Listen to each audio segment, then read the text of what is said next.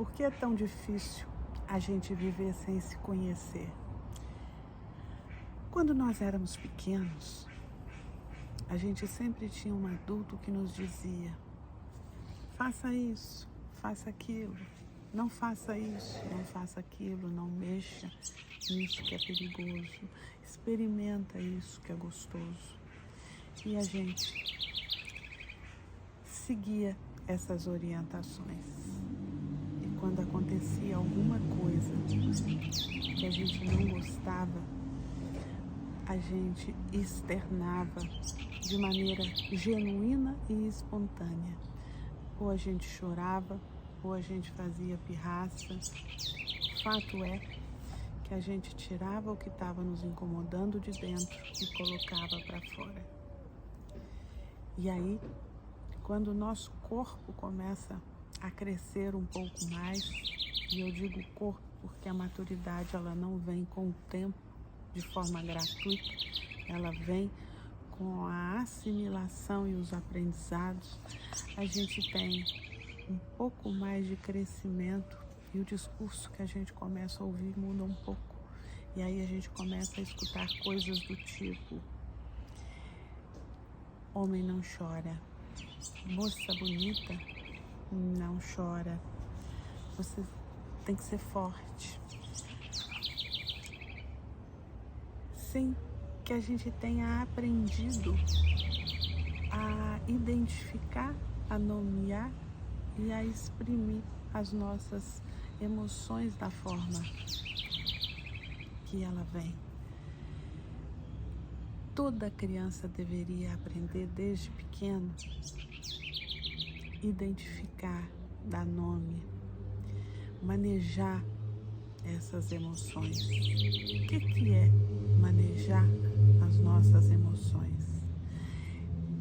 É você identificar por que ela veio, se possível identificar quando ela vai chegar, porque muitas vezes a gente consegue fazer essa previsão e dar uma resposta adequada àquelas emoções que vêm.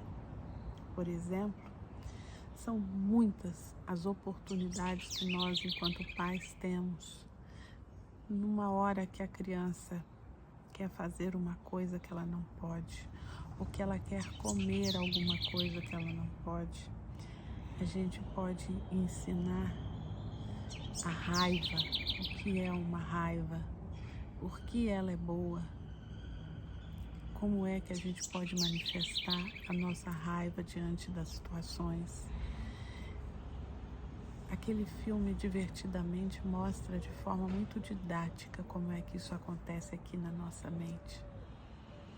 E a gente pode assistir a esse filme e mostrar para as nossas crianças e aprender, se for o caso, que a gente ainda não lida bem com as nossas emoções, como é que funciona esse processo, como é que nós podemos lidar com esse processo, para que não fiquemos guardando tudo dentro de nós.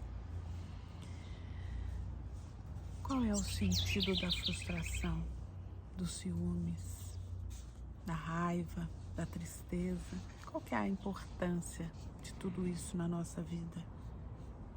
Elas são naturais e elas são democráticas porque todos nós temos raivas, frustrações, alegrias, amor, inveja. Então nós precisamos aprender e ensinar como é que a gente faz para a gente lidar com essas emoções sem que deixemos nos aprisionar por elas, sem que elas tomem proporções maiores. Essa sensação de desamor, de desamparo que nós temos, que é natural. Ou muitas vezes a gente guarda porque a gente não quer magoar o outro, porque a gente não quer confusão, e a gente vai guardando, vai guardando. Ocorre que a nossa mente, ela registra tudo o que tem emoção. E se aquilo foi suficiente para nos magoar, é suficiente para reter essa memória. E cada vez que a gente vive uma situação que nos deixa magoado e a gente não manifesta mais para não incomodar o outro, a gente segue se incomodando. A gente vai subindo o nosso estoque de frustração e de mágoa. E isso, ao longo da vida, a gente vai criando material suficiente para desenvolver uma frustração maior, uma depressão, aumentar a nossa possibilidade de desenvolver um padrão de ansiedade, de angústia, que vai reverberar em uma depressão. Por isso é tão importante que a gente aprenda a se manifestar, que a gente aprenda a se colocar diante daquilo que nos chateia, especialmente junto com as pessoas que a gente ama.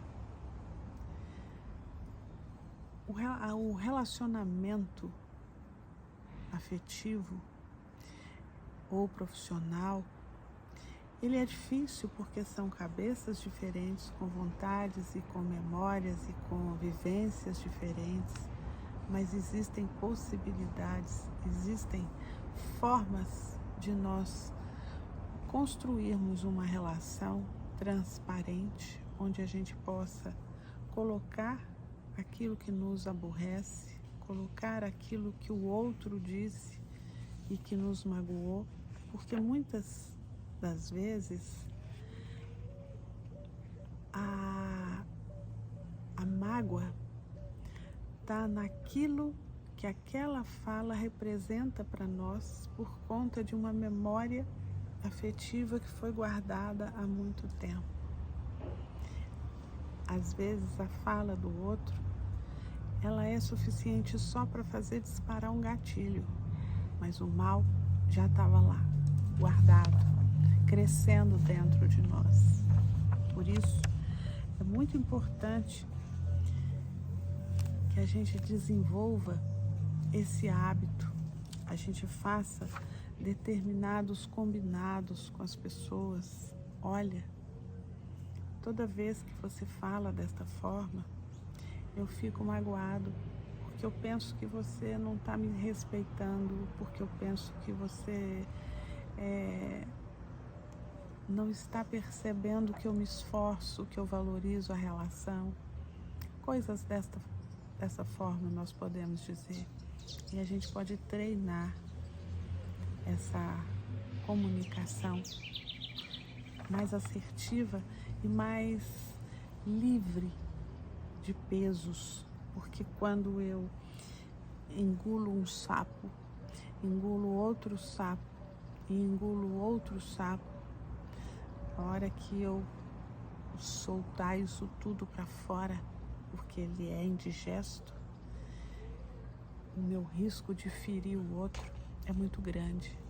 Então, para que a gente evite isso e para que a gente evite principalmente desenvolver mecanismos que nos deixem satisfeitos com a gente, porque se eu não posso magoar o outro, eu também não deveria poder me magoar. E se nós olhamos as estatísticas, a gente vê que do nosso lado sempre tem uma pessoa com depressão. Então, por que nós vamos alimentar em nós o mal que pode nos fazer chegar num quadro desse? Pense nisso. Comece a se colocar, comece a se respeitar, comece a dizer para o outro aquilo que ele faz e que você não gosta. E é muito interessante quando a gente pensa no português e nas palavras e no peso das palavras, eu posso dizer O que você tem? Nada. Nada, mas não é um nada que não tem nada. É um nada que muitas vezes eu não estou querendo falar. E aí eu guardo. Você quer sair? Não, não quero. Por quê? Não, nada.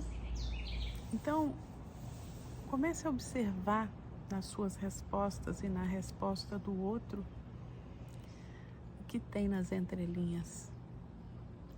E comece a ser responsável pela sua comunicação interna e externa.